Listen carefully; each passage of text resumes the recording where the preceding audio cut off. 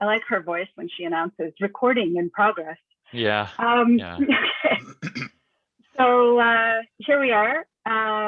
Welcome, everybody. So glad folks are joining us.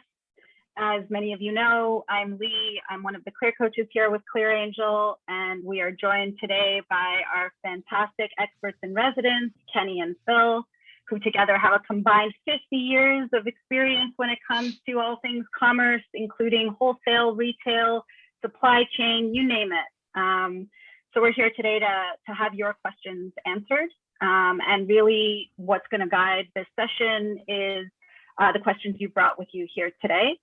So last time what we did, and we'd like to do that again, we'll kick it off with doing a round of introductions, just to kind of get to know who's in the room and give everybody an opportunity to, share a little bit about you and your business. And then from there, we'll jump into questions. And I have a few questions that some founders submitted in advance of today's call, so we'll also bring those into the mix. If people who submitted their questions are actually in the room, you're welcome to add more color and flavor to the questions that were submitted. But I do have a little bit of a list as well. How does that sound to everybody?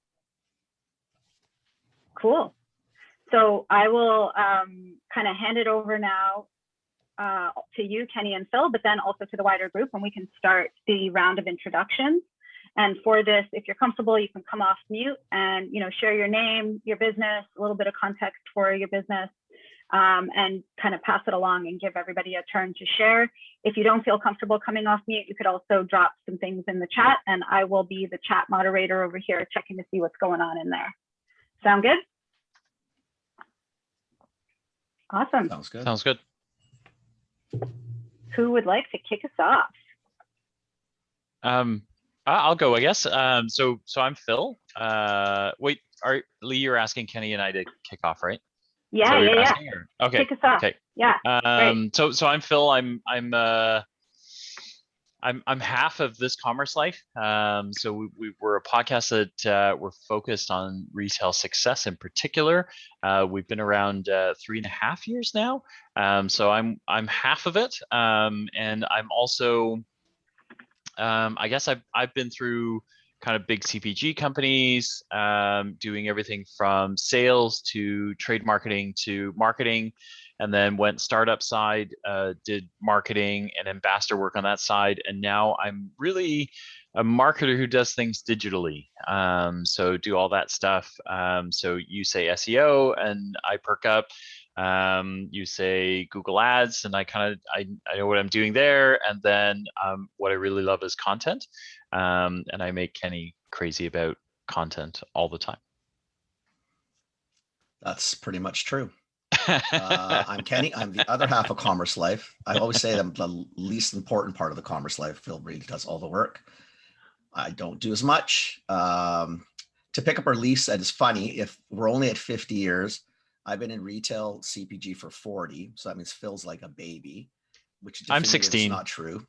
It's true. I'm 16. It's not true. Kenny's like 80 or something like that. Some days I feel like it, but I've been in there for 40 years. I've done retail, wholesale. I own some businesses.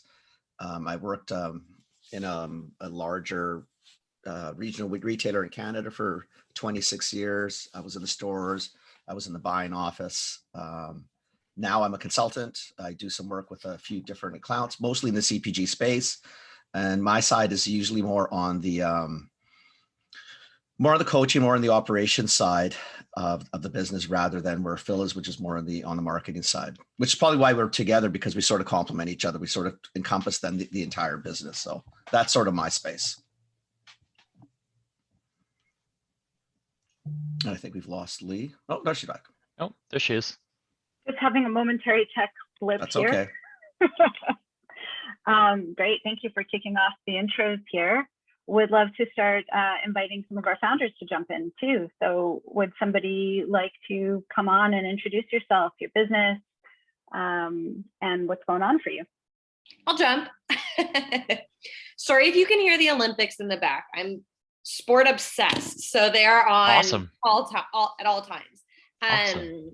I'm Caroline. I founded Basics Equestrian coming up on a year ago now, start of September. after high school, went to university, went to teachers college actually. So that's how I started a career, found out I didn't love it, have always been passionate about horses, horseback riding. I just thought life's pretty dang short to not do what you love every single day. So I figured out a way to sort of build a business around what I love. But it's all very, very new to me. So it's 1 year in and I literally learn something new every single day. I don't have a background in business. I don't have a background in marketing. Teaching though, I do find it's a lot of skills are transferable. But it's just awesome to hop on these calls. I love to learn. I love to listen. And yeah, so it's all new. It's really, really exciting. And I'm just grateful to be here. I guess, and for those that don't know, I always assume that people know, like, know horse stuff. So I sell horseware. So things that you need for your horse when you are riding. Hey, Carolyn, what's your website, or can you put it in the chat? I grew up on a horse farm. Yeah. Awesome. There you go. Thanks, guys. Nice. Thanks for kicking us off here, Carolyn. Of course. It's a nice I'll website. Great I'll go. website. Yeah. My video's on, so I figured I'd go. Yeah. Yeah, check out your website. Thank you. So I'm Cynthia Schmidt, and I make and sell handmade jewelry, Earth Song jewelry, and I'll throw my website in there. That's not my long-term career. My 30-year career was Silicon Valley tech industry, before anybody knew what a computer was. So that's where I spent my 3-year career, software engineering and then management, VP engineering operations, startups, the whole thing. So I bring a lot of other experience, like large business, SaaS models, software products, all the things that you think are helpful, which are really, and I'm very techie because I did development initially. But my new thing is, of course, retail, physical, and now e-commerce. And of course, that's where I don't have experience, which is e-commerce, retail selling, and now wholesale. But anyway, so that's my short thing. And anybody can ask me questions if they want. But if you need some jewelry, like if you need horse stuff, if you need jewelry to decorate yourself instead of your horse, I will cut you a discount for sure. Thanks. Go ahead, Kyle. Oh, sorry about that, Ron. No. I'm Kyle. I founded a company called TerraSlate. We make waterproof paper. You guys have all held it. You just didn't know. We work with like 25,000 restaurants around the country. Next time you're at Whole Foods, touch the price tags. Lots of work with the military. And just last week, we moved into our new 10,000 square foot facility here on Broadway in Denver. So super excited about that. I forgot you were in Denver. Sorry. Wow. And I'm up here. Well, I forgot. That was last time. Okay. Hey, would you guys also post your LinkedIn profile? Just like your LinkedIn plus name, whatever it is? That's a good tip. Yeah, it's a good thing to do. Okay, I guess I'll go. I'm Ron Maddox. My wife and I are trying to run a successful silicone ring business. My background is in plastics engineering, and her background is in raising our 9 kids. And so we know a lot about the product, but we struggle with things like marketing, and a lot of the business side of this is new to us. And just excited to learn what we need to know. And we are also in Fort Collins, Colorado. So there seems to be a quorum of Coloradoans here. Oh, cool. How many kids again? 9. So I thought I heard. Wow. And we're in Colorado. We're in Colorado. Fort Collins, we're about an hour north of Denver. On a ranch, I'm assuming, with 9 kids. I'm to the west, to the north. It feels more like a zoo. This is my wife. She's a little. Hi. That's all good. She's the brains behind the operation. Wow. Awesome. Thanks, Ron. Guess I'll go next. I'm Manal Bashir. I am owner of Manal Bashir Pastry Co. Yeah, I think my story is very similar to Caroline's. I've been working with food and in the food industry. I've been in the food industry in Toronto for about just over 10 years now. And I don't know why I decided like last year was the time to kind of just venture off.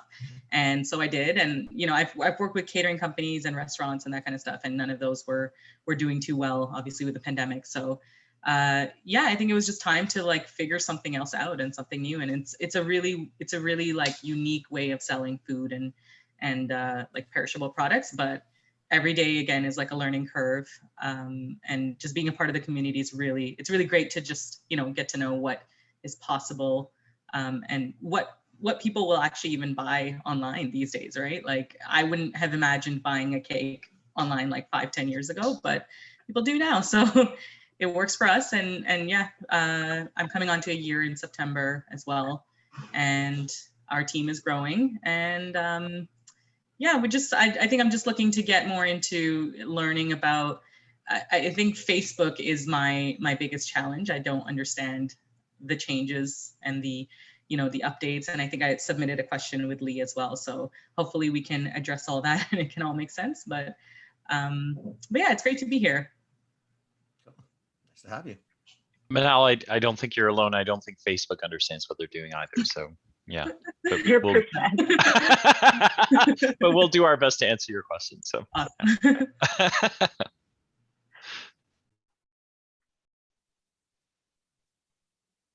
Hi, everybody. I think I'll go next. So I am the co-founder of Elon Healthcare. Our specialty is reproductive health supplements. So we have, simply said, fertility supplements for men and women to use as preconception and prenatal, and also another supplement for polycystic ovarian syndrome, and a couple of other ones that like for testosterone support and etc. So the main focus is right now reproductive health, but we're also working on a pipeline of other health supplements. All of them are sort of niche market, not general supplements, more like for specific conditions. We started our e-commerce, I think like many others, last year with the pandemic, and with the closing down of the vitamin shops, all of them that were in the malls, and less people going out to clinics and to stores. So we decided to hop on Amazon. It was pretty successful. Amazon is still very successful. What we're trying to work on for the next 6 months of this year is to get our website to at least be equal to Amazon, because right now it's like a 1-to-10 ratio.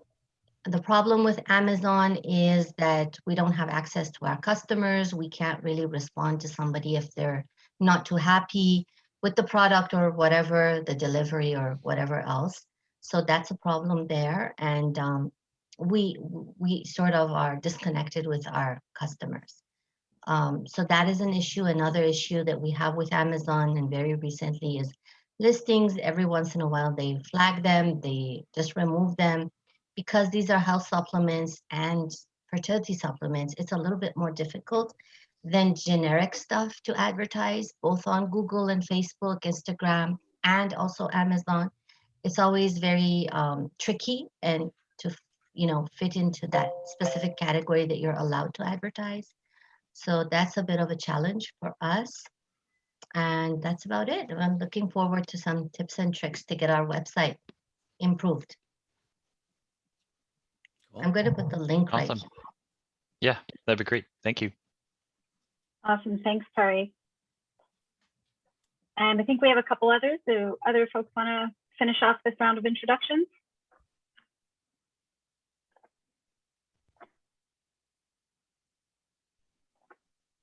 Give it a second here. Don't want it to feel mandatory that everybody has to come off mute. You might be working, you might be doing things. So we'll just like embrace the silence for a couple more seconds and see if the last couple of people want to jump in, and then otherwise we'll just kick it off into questions. Hello. Hello, Hi. hello. Can you guys hear me? All right. Cool. Hi. How you guys doing? My name is Steven, and I'm the owner of Infinity. I'll put the link in the chat. So basically, what my business is, I make designs, and I just get it printed on garments, and yeah. So currently, what I'm facing with the business side of things is the customers aren't really responsive to, what I do, and, responding to the emails. And there's space to improve on that. And I just want to, I'm not really, I don't have a lot of background on business and everything. So this is new to me. So I'm just trying to improve on things and, work on every area as I grow every day. And I'm looking forward to learning from you guys. Welcome. Thank you. Thanks, Stephen.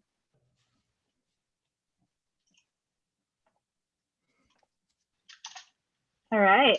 I think this was a beautiful round of introductions, and we can kick off into the question rounds now, hey?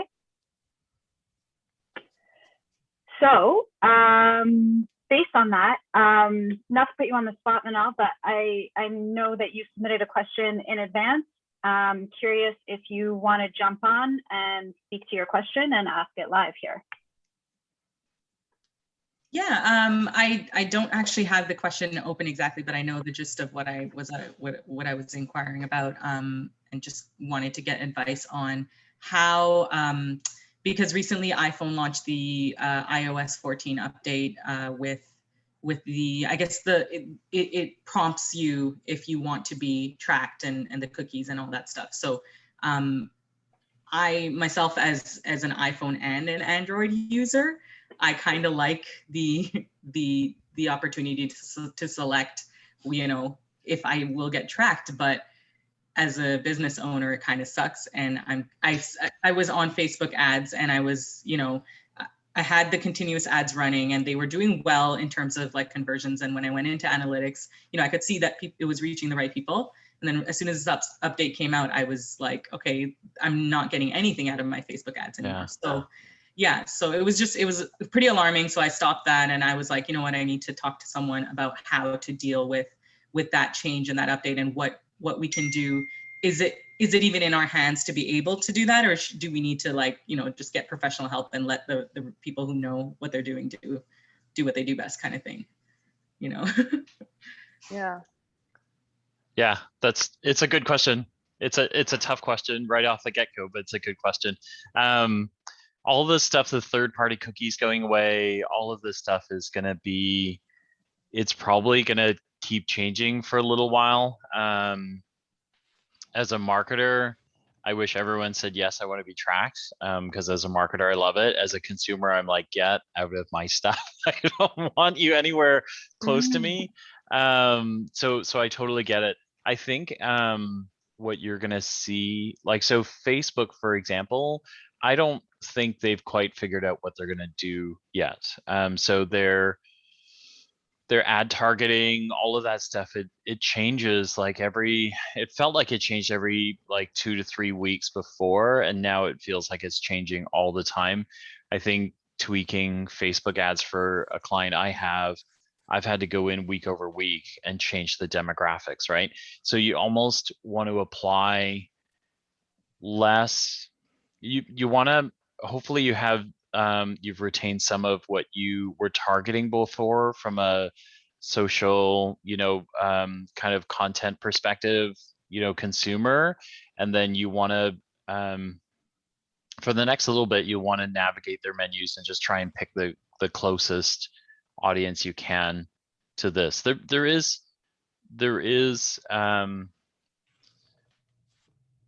Google is coming, so Google's going away from third-party cookies. They're going to put in their own kind of similar audience type of demographics that you'll be able to target.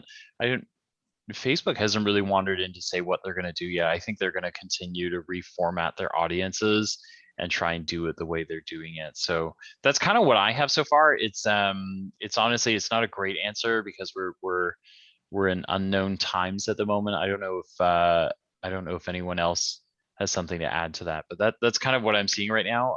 I don't know that the experts know a whole lot more than you do right now. They'll spend more time parsing the audiences than you will. But beyond that, I don't know that they know a lot more. So, oops, I didn't know my audio was on. That's okay. surprise. Okay, I guess I'm asking my question out loud. So a question to what you just said, and part of what she asked is, so does that mean if we are getting ready to hire experts to help us with this area, should we postpone a little bit to give them, instead of putting money out there and paying them to basically learn on our nickel, should we be delaying a little bit while all this rolls out? I just don't, I mean, it's a lot of money, right? Like, yeah. pay So them, and then also to run yeah. ads. I mean, it's two. Are you? And I'm at that moment right now, Yeah. getting ready to hire, and I'm to start kicking off a lot more money. Anyway, so it's kind of a follow on to what you're both saying. So it depends. So it depends on a couple of things. One is, if you're clear on who your audience is,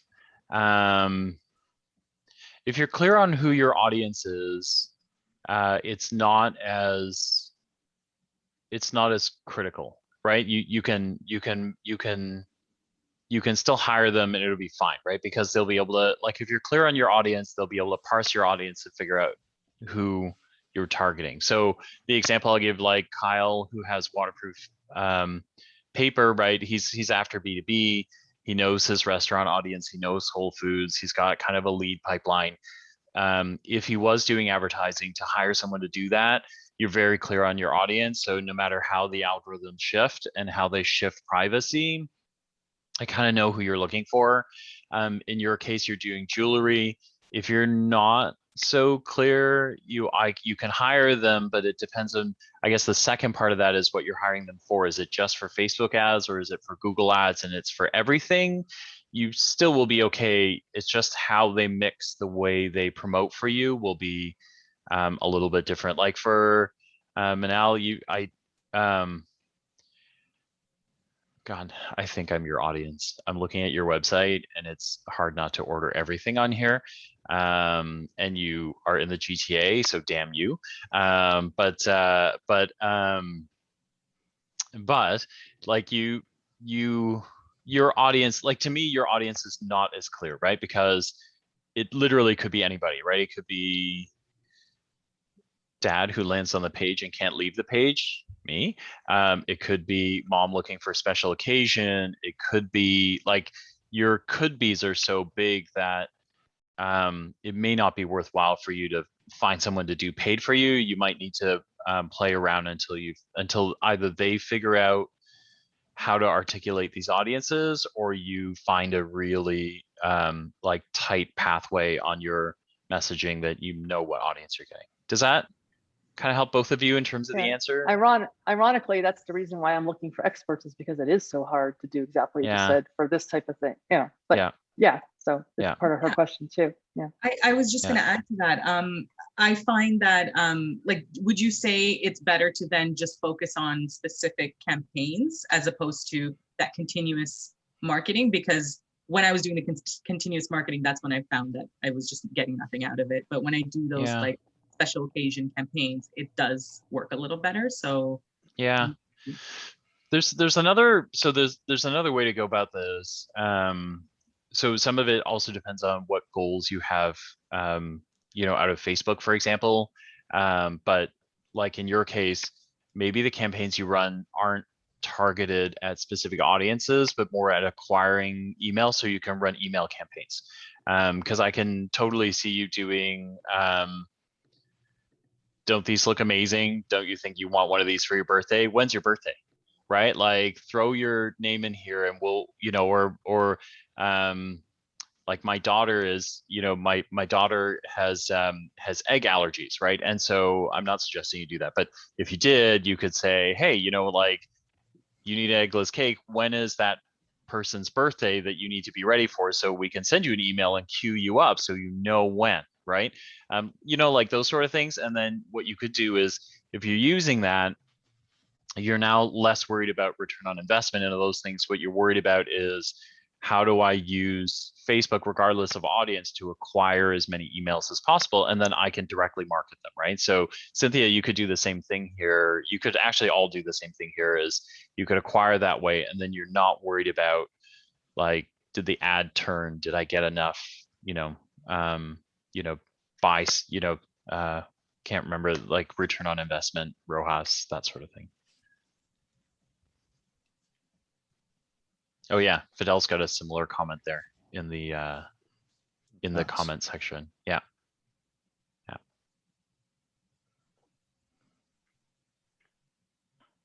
Are we feeling kind of complete on this and ready to move to a new question? Okay. I'm going to pull one from one of the pre-submitted questions while other folks in this room are gathering their thoughts and questions. So we have a question here from a founder asking about, how to approach wholesale. So sounds like, they're selling online retail D2C and also approaching wholesale. And the question is, do you look for online retail sales to reach a certain level first? Or have you seen success with kicking off wholesale at the same time as you're growing your online retail sales? Or do you have a different suggestion? And a little bit of background from this founder. So this is for physical products, handmade jewelry that have sold successfully locally via physical stores and fairs for a few years, but the business is now focused on growing online retail sales with a plan to start selling online wholesale products. Yeah, that's me. You probably figured it out. With the handmade jewelry. What? No But idea. That's pretty much the question. But I honestly just went on to Handshake, which is just because it's easy.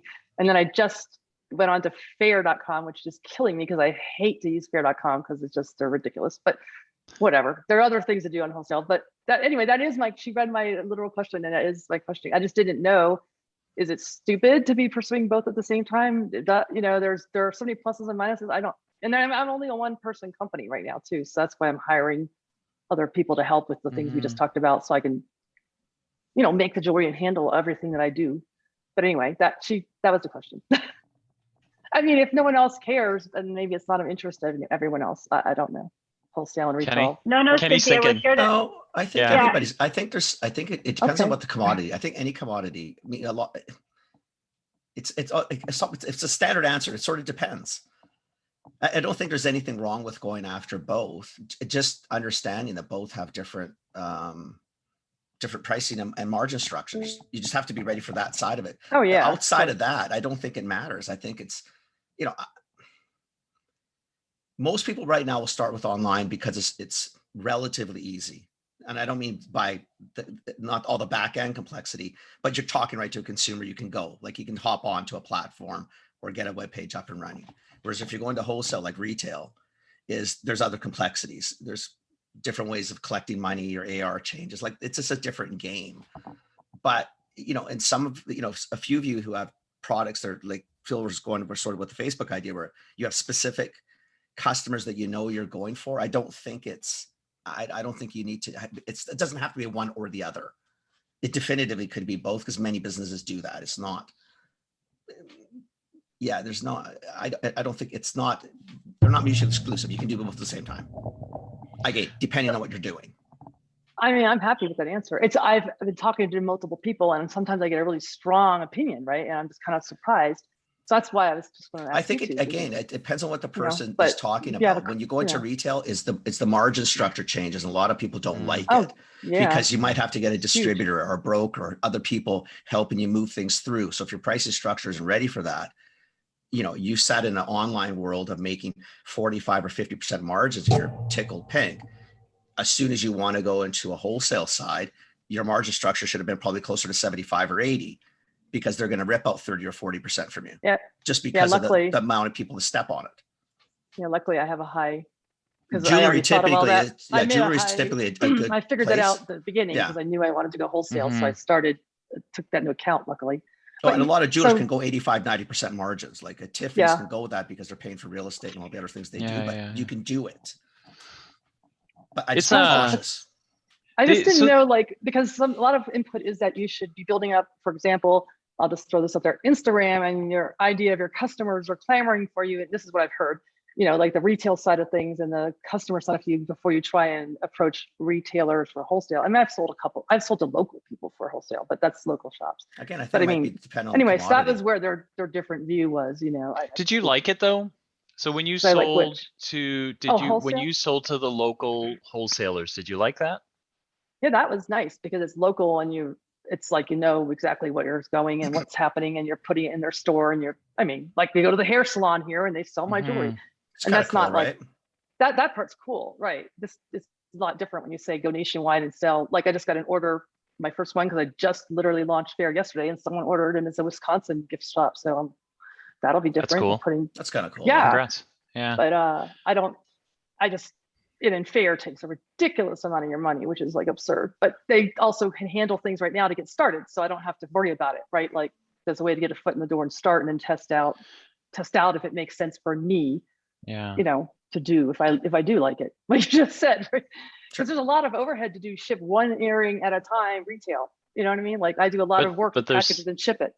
So there's a lot of complexity the other way too, right? So a lot of this, yeah. I think that it depends is also about how happy you are where you are and what financial goals you have, right? Like, so, you know, like you get to a place where like Kenny and I had to help somebody figure out what they want to do for warehousing and what happens when you want to switch warehouses because the warehouse you're using is screwing up your orders, right?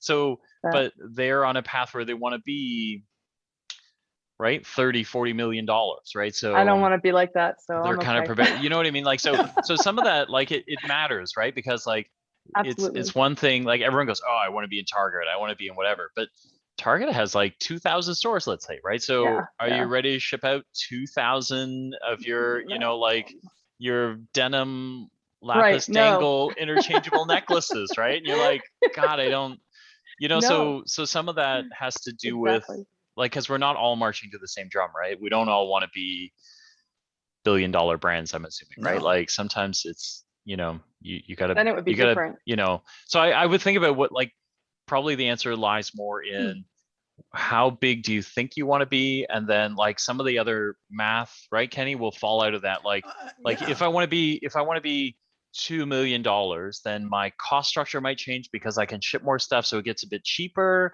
Or you know what, if I hit $1.5 million doing local business plus my online, my life doesn't change, but my lifestyle gets better. Maybe I want that, right? Like, so some of that intersects where you are before you have to worry about, like, you know what I mean? So I wouldn't let anyone march it to like, oh, I got to be $10 million, right? Like, totally get that. You know, I mean, because it's huge difference, right? Like I already have, you know, plans that march out. Like I can make this much, or I have to start hiring people. Yeah. But that all plays into it, right? That's great. And I've been in management. I've managed hundreds of people. So you know I don't really want to do that again. There's ways around that too, right? It's not that you have to do it all. I don't. If your margin structure allows it, there's distributors that can help you out. There's brokers that can help you out. It doesn't matter what industry, they all have it built into their industries, whether you're selling car parts or jewelry or crackers.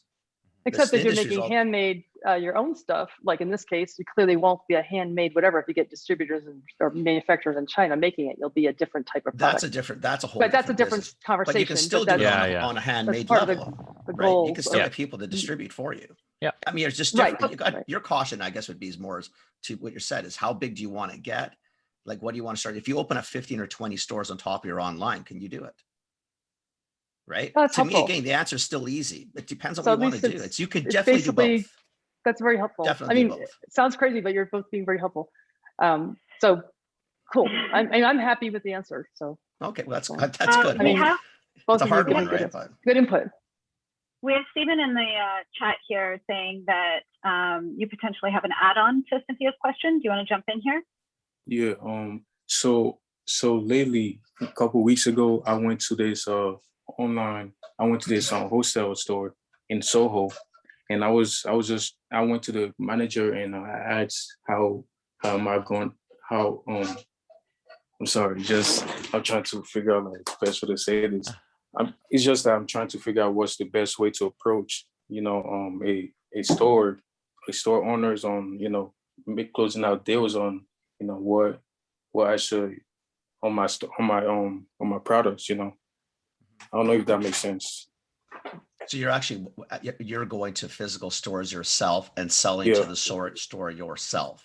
No, so the thing is, I've been carrying a couple of samples with me, and I'll be going to the stores, and I'll be asking if they're taking, you know, wholesale deals and everything like that. Since I have a wholesale store on Tundra and Fair, but I just haven't gotten sales yet.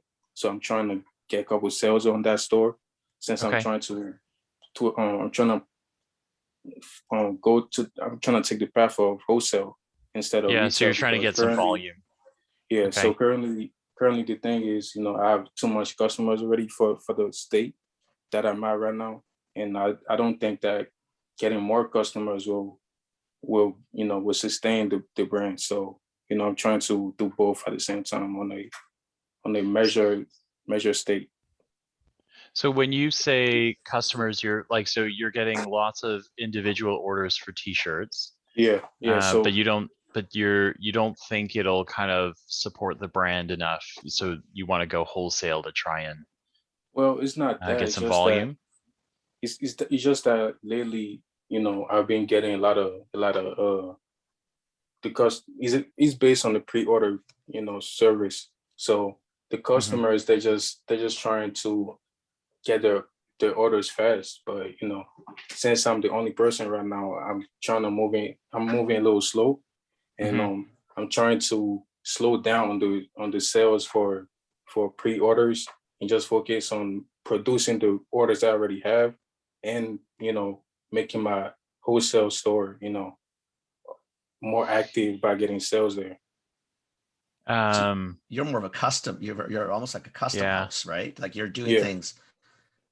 Are they all hand done? Yeah, no, it's not hand done. It's manufactured. Okay. I have a manufacturers that just produce everything. But you have a delay in so you're not carrying inventory. Like you're not holding 60 different designs of t-shirts, 10 each in sizes.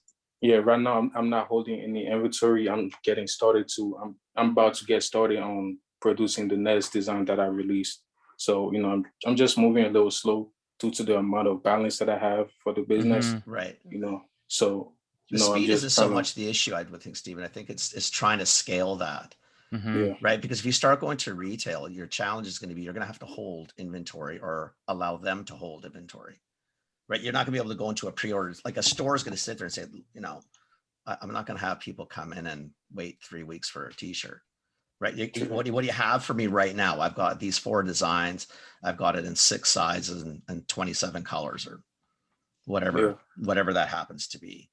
I mean, that'd be a challenge with retail. As I, from the little bit I'm understanding what you're saying, that would be to me where the fundamental challenge would lie.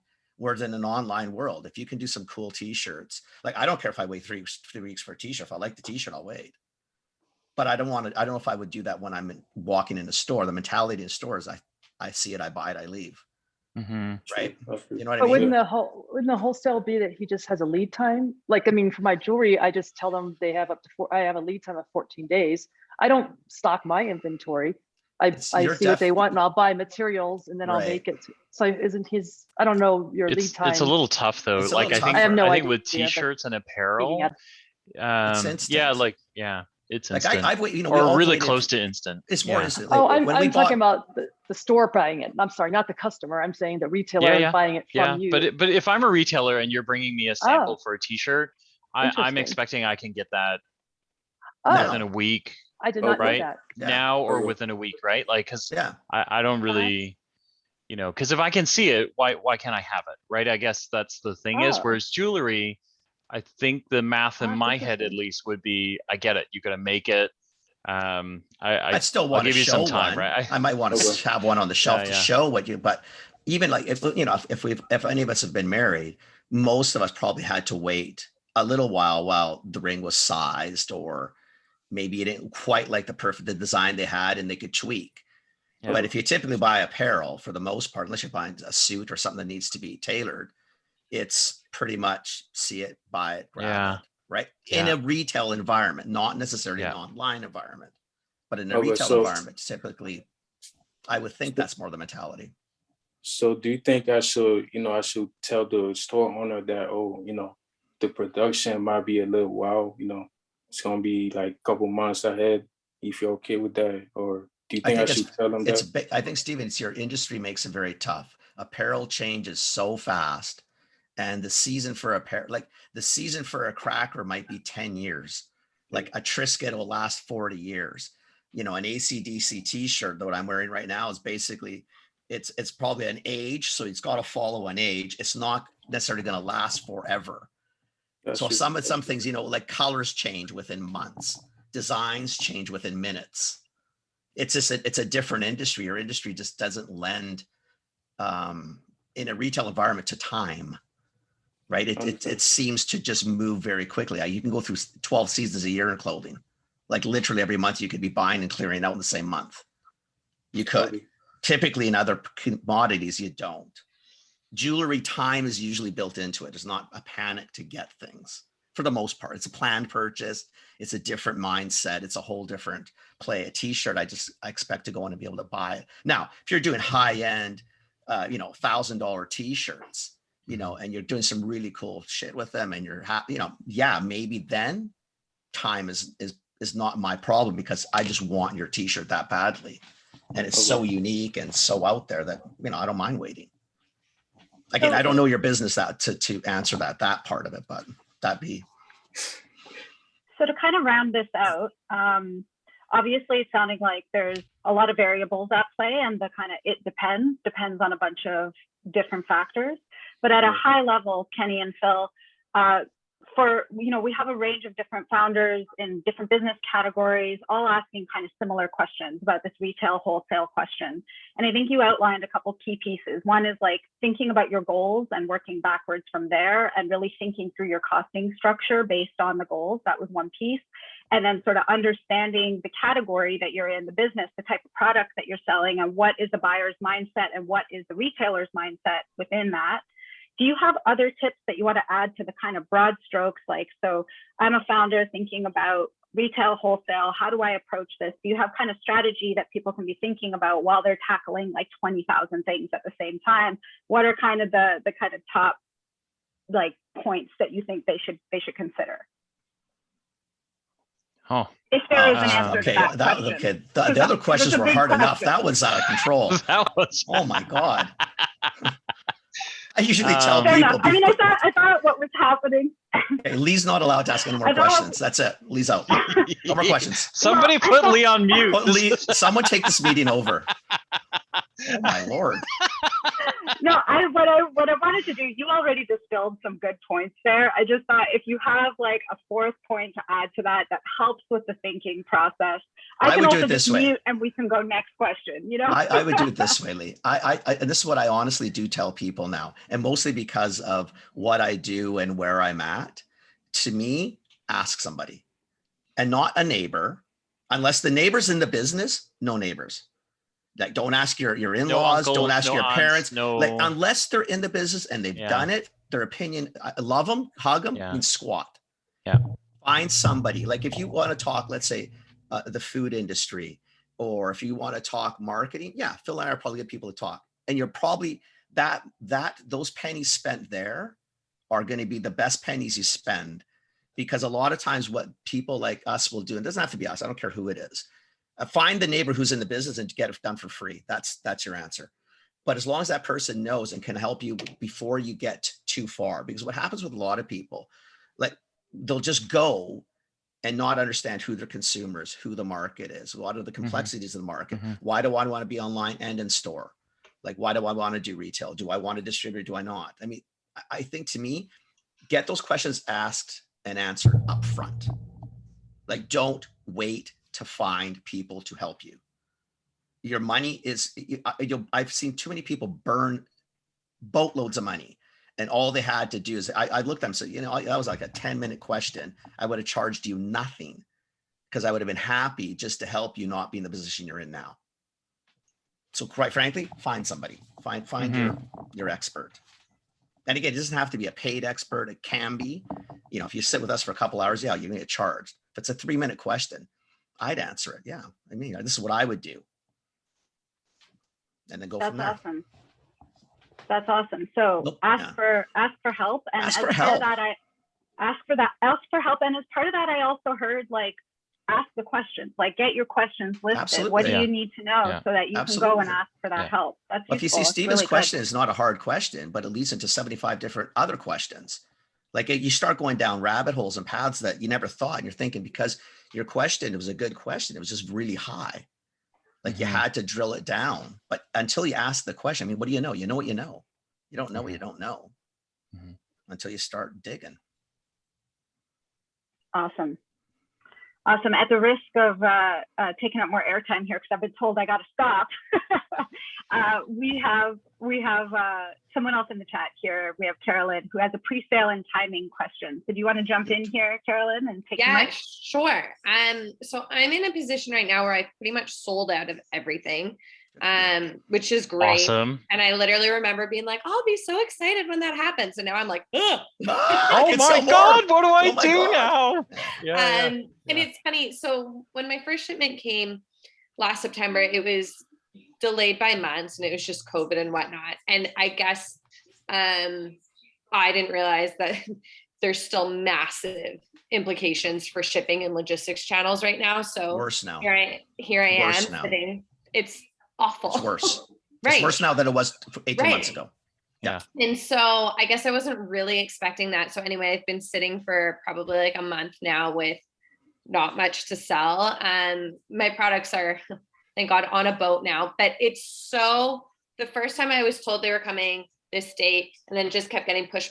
So I'm so hesitant to have like a pre-sale of any kind.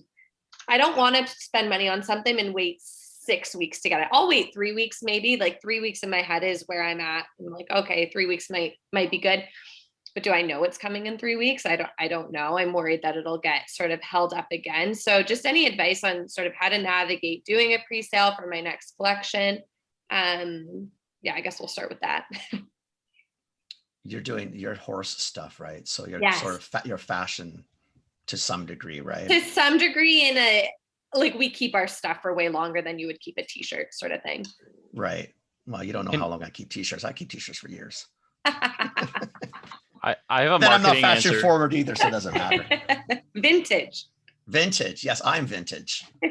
Oh, Phil, I you said have you a could marketing answer. Go. I have a marketing answer. So here's what I would say to you is, I wouldn't go that route. My first question would be, how do you keep an email database? Yeah. And is it large?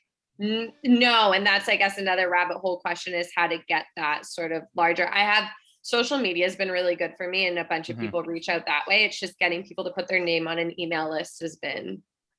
So here's what I would say to you. I would turn your out of stock into an advantage. Like this is so like 20 years ago when you went to a restaurant and they didn't have the daily special, what did you do? You left, right? Because you're like, what the hell, right? Like you're supposed to have it. Now we're trained that if you don't have it, you don't say I'm out of stock. You say it's sold out because of popularity. And people go, when will you have it again? I would like to come back because if everybody else had it, I want it too. Right. And so what I would say to you is this might be a place for you to acquire emails, is for you to start putting like, so I went to the page and I guess for me, the first instinct is to put up a pop-up that says, we're really sorry. We're really, really busy and we're selling out of everything. Right. Please put your name here and we'll let you know when things come back in stock. And then you have the ability to go back to them. If it's selling like crazy, you don't have to say anything. You can just keep selling it online. If it's not, you could then go back to them and go, listen, thank you for your patience. We're going to give you 10% off the order, come back and order now, right? And then all of a sudden you start to acquire emails and you got a chance to be able to actually elevate the brand a little bit more and say, look, we're kind of exclusive. We got some stuff here. But it's super popular and we get what we get. Right. I kind of like that. Like, I think that would be, to me, that would be the answer I would give you is then you don't worry about pre-sale. You worry about collecting emails and then telling them, I will tell you when we're back in stock because everything's crazy bonkers and we're just so popular. No, I love that idea too. Yeah. And it's interesting because I have been watching and it's like people are still coming to the website. Just like so painful to see. And there's like not much there. But I love that idea. And right now I think I have all the way at the bottom. I have like a communication, like put your email, but like the chances of somebody scrolling all the way to the bottom, I guess, isn't that high since it hasn't been working. So I'm totally going to try that. Thank you. I would, sorry. And then last thing is like on yours with the sold out button, if you can change that to tell me when it arrives. And then again, like, so every page, like I would, emails are so valuable that anywhere you can acquire them, you should go after them like crazy. So anywhere that you have sold out, I would put, tell me when it arrives, and then have a little pop up and they can put their email in. And then like some people add me to a waiting list, right, Phil? Right? Add me to the waiting list. Totally a waiting list. Yeah. Yeah. But have them subscribe, and then all of a sudden you've got yourself way Right. more emails that you can talk to them and be able to sell them stuff later. Thank you so much. Amazing. Thank you. Where you're getting stuff from right now? You getting stuff from Asia, I'm assuming, or India and China. yeah, just build in you got to build in lots of time right now. Yeah. Right. I mean, I'm telling people now, I would, where I used to build in, let's say 30 to 60 days, you might want to build in 90 to 120 right now. Well, and that's 100% where it's gone. And it's been interesting. And I guess starting out, it was just like, okay, let me just try to solve this. And as things were selling, I was so hesitant to like pull the trigger on ordering again, since I still had inventory and I didn't really know how long it would take. So now that I know, I'm like, never make this mistake again. I'm sure I will, but it's just been really, really You will forever, eye-opening. because it's stuff, it's completely out of your control. Yeah. What you have to do is stuff like that is go back to the sort of the other thing, ask people. Yeah. Like right now, people will tell you it's just really, really, really difficult to have anything. Whatever you thought was fast is no longer, it's just fast is our dead slow. Yeah. Yeah. But that's just that's tough. That's the world we're in, and that's what you have to deal with. Yeah. No, thank you. Cool. Awesome. We are coming up to time here. We could potentially, Fenny and Phil and Kenny, we could potentially take one more question if you're game to let this go over a few minutes. Is that okay? Up to you guys. Yeah. Yeah, it's fine. So we have time for one last question if there's somebody who wants to jump in right now. Otherwise, we'll call this a fantastic day spent, but time for one more if anybody wants to take it.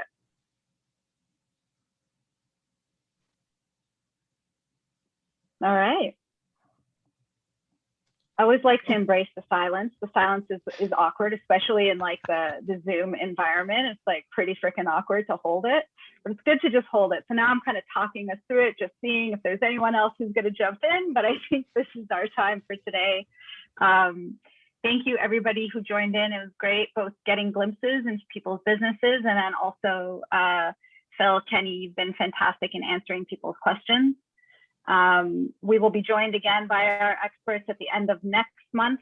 So if you have questions in the meantime, we can keep adding it to our doc of our Google Doc of amassing questions to bring to the next session. And any final words from you, Phil and Kenny?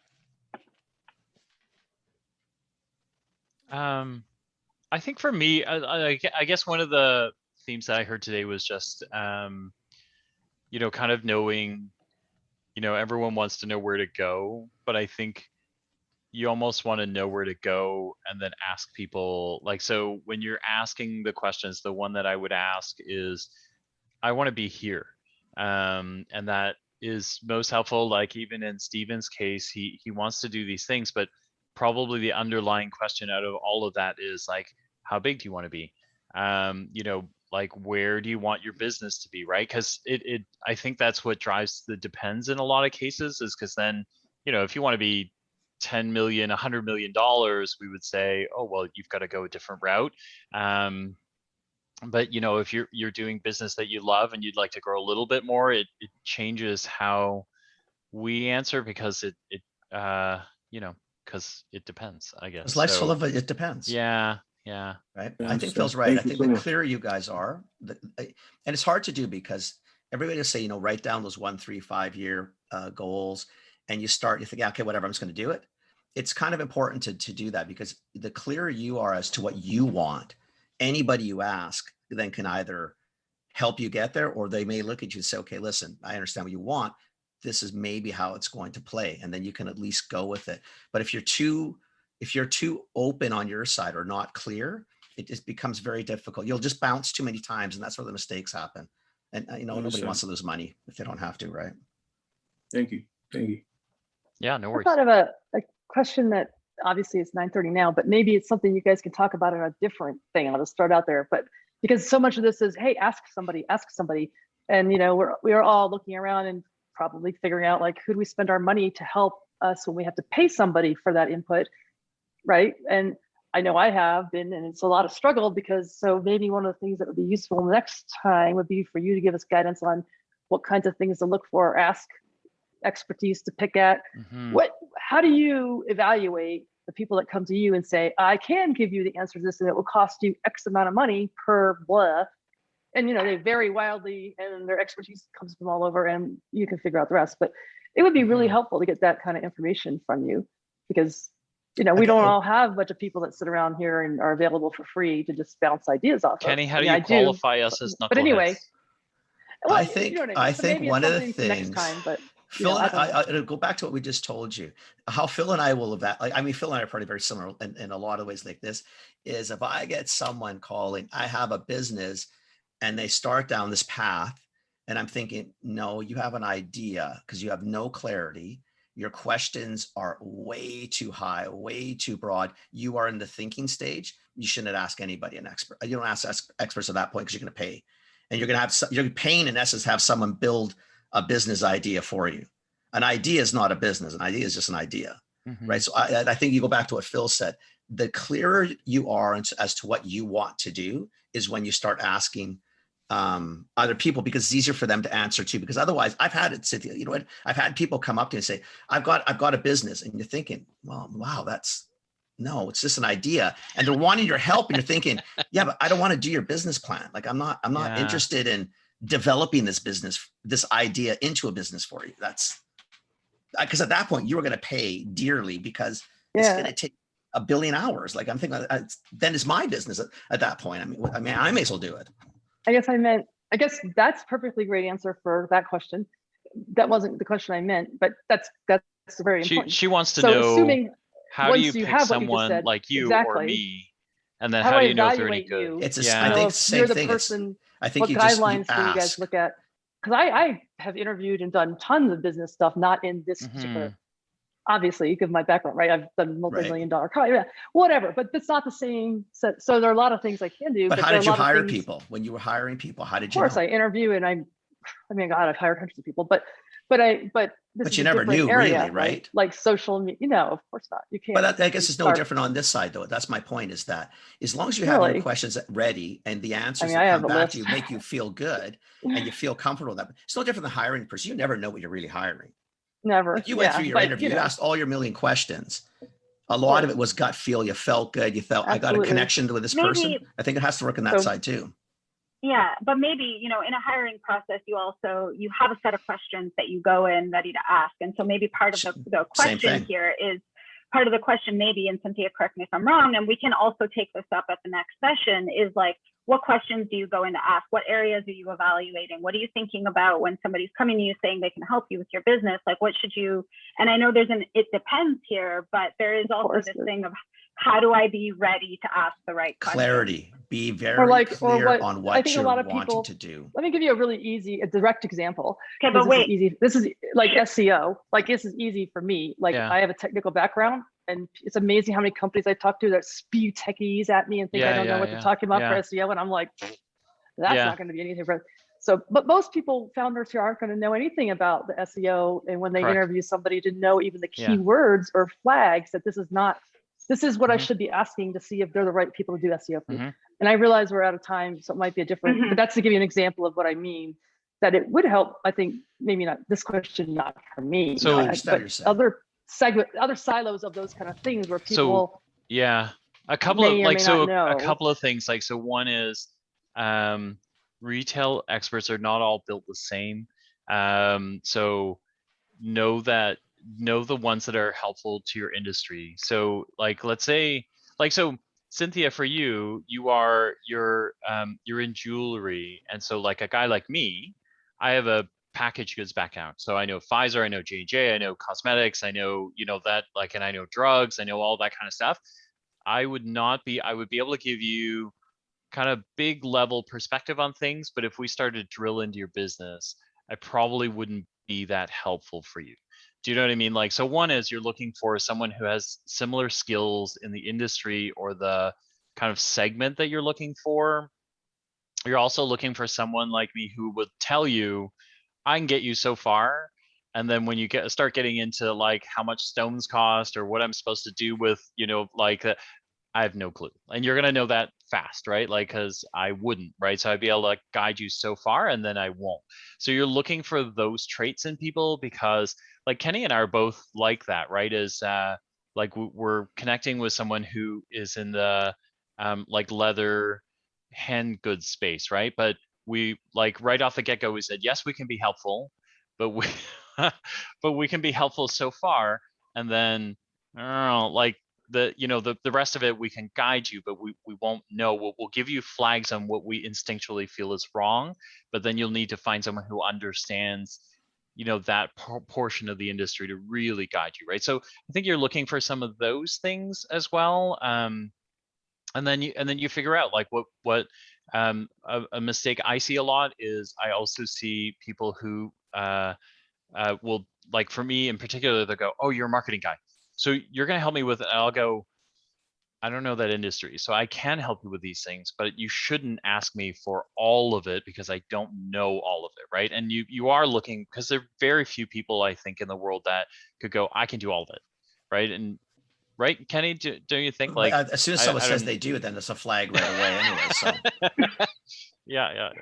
I still think it comes down to, you have to be really clear. At the end of the day, it's no matter what you do in life, if you go to buy something, or whether it's a commodity, like a physical commodity or an intellectual commodity, if you don't do your research and you don't know what you're up against, you're going to get what you get. You need to be really clear. And if you're not sure, like let's say it's an SEO question, if you're going to grind in and spend 75 hours learning it, that's a waste of time too. But you better know at least a few of the key things and questions that would throw a flag up. Like you have to do some research on your own. I know you know that, but if you're asking like from an entrepreneurial standpoint, most don't. Needs to know They'll that, just though. grab onto somebody, they hear something they like, well, that person got it. You're thinking, no, that person spit something back. Exactly. That might have made sense, but you may not want to deal with that person. But again, the time that you spend is yours. You have to invest in a little bit of the learning, right? And then actually, that's how I feel, but I like hearing that, because I don't know if it's because of my background, if I'm too analytical and whatever. So I didn't know, like, am I insisting on learning a little bit of everything? Because that's just me. You need to learn a little bit of everything, but you just don't want to do it. You have to evaluate. Exactly. How else do you do it? Yeah. How else do I evaluate? So that's, but SEO is a good example. For sure it is. For sure it is. Because everybody has to deal with that. It was a beautiful, beautiful closing note. Everybody's going to go now do their research, get super clear. Study. And we're going to pick this up again next month. So thank you, everybody. And thanks also for going a few minutes over. This has been an awesome session. I hope everyone has a really great day. Thank you. Thanks, guys. Lee, do you want to stay on for a second to Phil? Yeah. Please. Yeah, absolutely. Bye, guys. Bye, everybody. Bye.